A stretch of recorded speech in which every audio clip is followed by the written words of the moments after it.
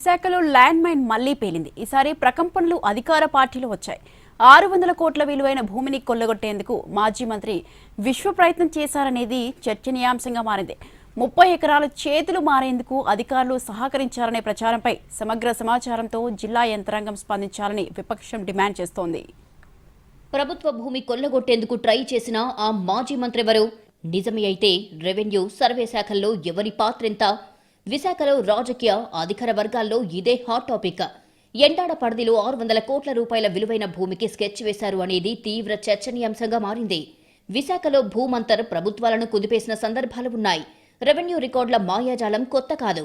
2014-17లో వెలుగులోకి వచ్చిన రికార్డుల ట్యాంపరింగ్ అధికారుల మెడకు చుట్టుకోవడమే కాదు, టీడీపీ, వైసీపీ ప్రభుత్వాలు స్పెషల్ ఇన్వెస్టిగేషన్ టీంలతో విచారణలు చేయించాయి. ఆ తర్వాత కూడా అక్రమాలకు అడ్డుకట్ట పడకపోయినా 100 కోట్ల విలువైన ప్రభుత్వ భూములను చెరబట్టే ప్రయత్నం తగ్గిందే.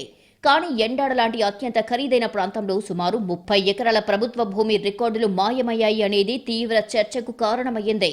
మార్కెట్ విలువ 600 కోట్లుగా అంచనా వేస్తున్న ఈ స్థిరాస్తికి సంబంధించి సబ్ డివిజన్లు, సర్వేలు వంటి కీలక ప్రక్రియను పూర్తి చేసే పాస్బుక్ల్లో నమోదుకు విశ్వయత్నం జరిగింది అనేది ప్రచారం. అంతా క్లియర్ అనుకున్న తరుణంలో జిల్లా ఉన్నతాధికారులకు అనుమానం కలిగి విచారణ చేయిస్తే లోగుట్టు బయటపడిందనే వార్తలు కలకలం రేపుతున్నాయి. అయితే భూములపై ఆరోపణలు వచ్చినప్పుడు అధికారులు స్పందించాలంటున్నారు బొత్స. ముందు జిల్లాలో అధికారులు దాని మీద స్పందించాలి. గవర్నెన్స్ అంటేనే దాని మీద సమాచారం తెప్పించుకోవాలి, దాని మీద ఎంక్వైరీ చేయాలి.